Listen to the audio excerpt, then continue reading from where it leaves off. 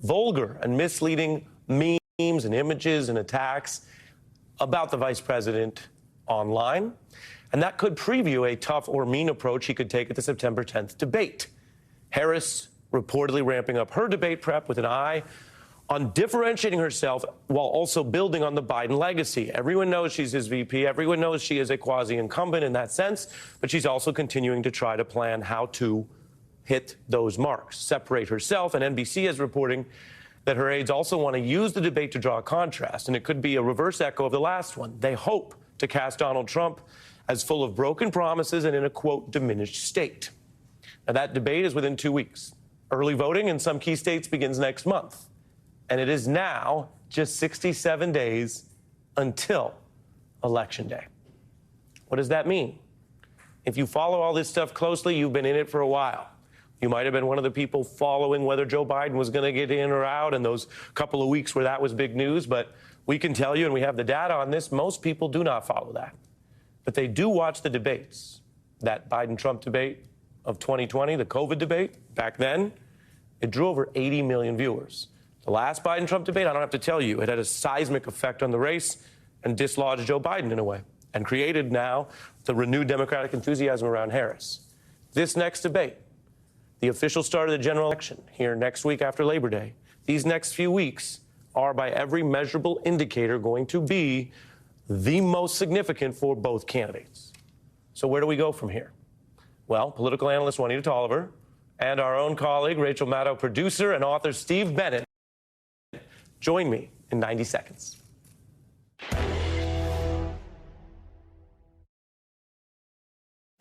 Mom, Dad, the new school year is a chance to show off what I'm into. You know how I love dinos, how I talk about dinos all the time? Like I alter meals in the car, through the bathroom door, blah, blah, blah, dinos, dinos, dinos. Well, I've evolved, and it's all about sharks now. So for back to school, let's just focus on sharks and only sharks. And if it's not sharks, it's not for me. A Chewy pharmacy order is on the way for Summit, who loves fresh air. Like, loves fresh air. But fresh air is full of stuff. Fleas, ticks, allergens.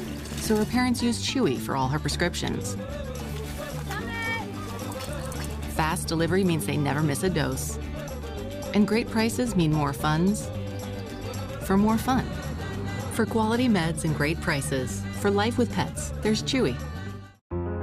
More than ever, you need clarity. More than ever, trust is everything. More than ever, democracy needs an ally. Facts must win the day. And questions need to be answered. Because more than ever, the work we do will reverberate for generations.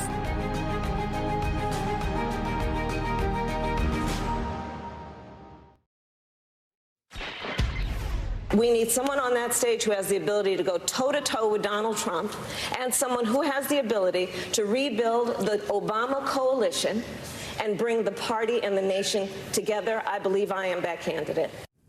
She said it. She meant it. It was on a debate stage. It wasn't true that year. Will it become true this year? Joining us to discuss the Harris momentum, the Obama coalition, is Juanita Tolliver, Democratic strategist, author, I should say, of A More Perfect Party, which people can pre-order. Welcome back. What do you see in the momentum here another week out from DNC? And while things can change fast, we've lived that this year, the Trump campaign has not yet seemed to have found a way to respond to the Harris enthusiasm.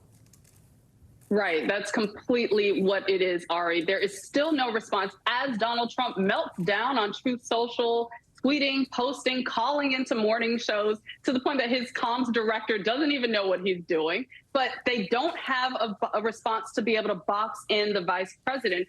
In the meantime, she is out there rousing up these crowds in rural Georgia today, in Savannah, Georgia, and engaging with voters directly, laying out her vision. I also did notice the big banner that said "A New Way Forward," which signals a lot. It signals that she is laying out more plans. It signals that she is making it clear that it's not just the frame of "we're not going back," but she's the leader who wants to take the nation forward. And while she's talking about all the enthusiasm she sees, she's still reminding everyone, Ari, there is a lot of work that needs to be done. So no matter whatever the polls are showing, no matter the enthusiasm gaps that Democrats are enjoying right now, she's saying, we're still the underdogs in this race. And I think that communicates a lot to people who are organizing, to people who are expanding the coalition. It shows them that your work still needs to be put into volunteer shifts. Your work still needs to go out into talking to your neighbors and your community members about this race and making sure they get across the finish line in November. Yeah, we're about to bring in your co-pilot, but for context, I want to show, in contrast to, say, maybe the decent response to Tim Walz, some of what has happened for J.D. Vance. Here he was talking to firefighters. Let's take a look. Thank you so much. Well, President Trump and I are proud to be the most pro-worker Republican ticket in history, and I want to talk about why we're fighting for working people, why we're going to fight for unions and non-union alike.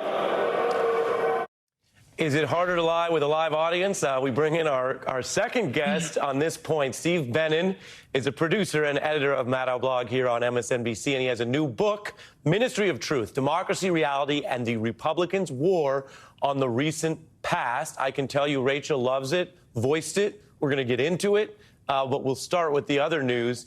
And full disclosure, Steve, you've been a colleague, a respected colleague here for a long time. Welcome to the show.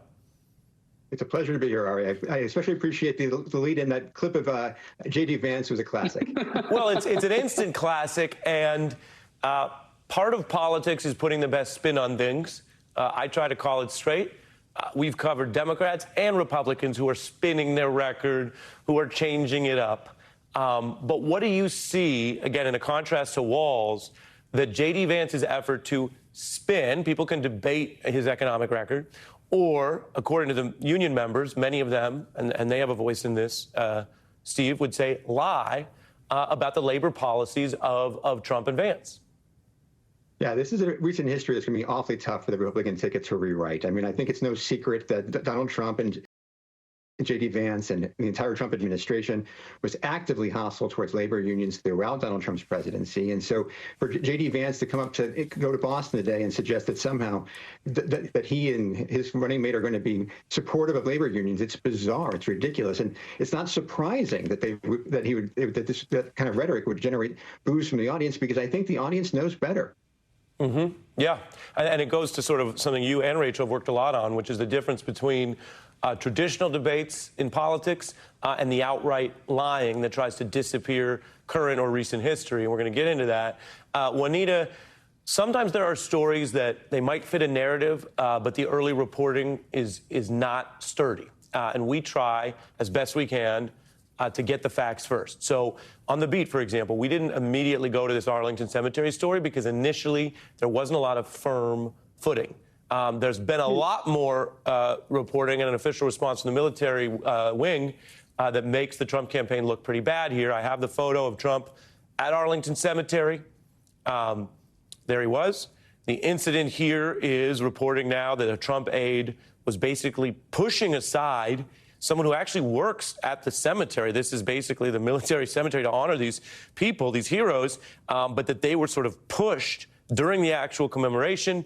And the statement we got out today, officially on the record, pushed back against Trump campaign efforts to dissemble on this. On the one hand, it may not be the make or break issue that everyone's going to be remembering in November. On the other hand, it would seem to matter if you're trying to honor those fallen, but you're being accused credibly of being improper and potentially politicizing it. Your thoughts? Ari, I am the daughter, the granddaughter, the niece, and the cousin of veterans and active duty service members. I have been to Arlington Cemetery and taken my loved ones to mourn their friends and loved ones who have passed. And I'm overwhelmed right now seeing that image of Donald Trump with a thumbs up at the cemetery, because I've taken pictures of my family kneel down beside the headstones of their friends and loved ones. I've taken those pictures of the tears that flow from the memories of their friends and family. And this is just a jarring reminder of how disrespectful Donald Trump and his campaign team have been to everyone visiting this sacred ground. This is a cemetery. This is not the Batavia you'd see at any other cemetery, no less Arlington Cemetery. And so to see this coming from a person who has mocked veterans for years, mocked them for being prisoners of war, mocked them for being injured while on active duty, mocked them for dying and losing their lives, it's truly disgraceful and disrespectful. And I think it's the exclamation point for how Donald Trump views veterans. Yeah. Wanted to get your view on that. As I said, once the reporting was out, once the statement came out, basically the cemetery standing by the official and saying in basically that the campaign was out of line, which is not what you want to do if you're trying to honor those heroes, as I mentioned. Juanita Tolliver, thank you. I wish you also a happy long weekend. We'll see you soon. Steve stays with me for the book. It is called, as I mentioned, Ministry of Truth, Democracy, Reality, and the Republicans' War on the Recent Past. Steve, I feel you. Our team feels you. I think some of the audience, some of the citizenry might feel you, just this topic. And you're exploring how Republicans are rewriting recent events in a way that is more brazen and really troubling because they're things we've lived through. I mentioned what a big supporter Rachel Maddow is of your work, and you guys are colleagues. So I'm going to play a little bit of your book, your words, as read by her in the audiobook. The party's voters had been told not to trust election results, or election administrators, or election lawyers, or independent news organizations, or political scientists, or the courts. They were instead told to put their faith in easily discredited nonsense from a failed and corrupt former president, his conspiratorial allies, and conservative media outlets that profited from his propaganda. And so they did. And so they did. Your words. Explain to us what you're diagnosing in this book and what the political and potentially authoritarian implications are.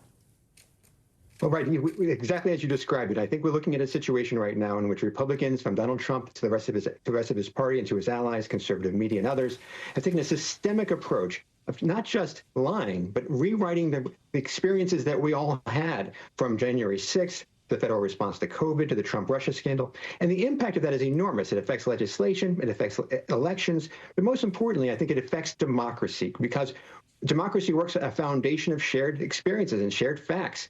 And for that, and those facts to be corrupted deliberately by partisans affects the very way our political system is supposed to function. Yeah. It makes a lot of sense, and it's something that is different than just the fact-checking, which has become, of course, a big part of the Trump era. But goes to why we should be very careful and very serious when entire political parties want to use propaganda to disappear facts or their own crimes. As I'm careful to say, Donald Trump wasn't convicted of a coup crime. That trial has been complicated and delayed, but a heck of a lot of his fans were. And so if you have a whole party running to regain power lying about that, you have a bigger problem than just, exaggerating this or that, as I mentioned in the J.D. Vance piece. Steve, congratulations on the book, and thanks for joining us. Thank you. Absolutely. When we come back, is this the year of the woman? We have some special guests, Jen Psaki and Sophia Bush, fresh off the DNC. And by the end of the hour, our special guest, prima ballerina Misty Copeland, is the new interviewee in our Summit series. And you may know she has been touted by everyone from the late Prince to Taylor Swift to President Obama. It's good to have friends who will do that for you. If you start acting weird, they're all like, check you. Yeah, it's like, what? Suddenly you're some prima ballerina. The more love we give,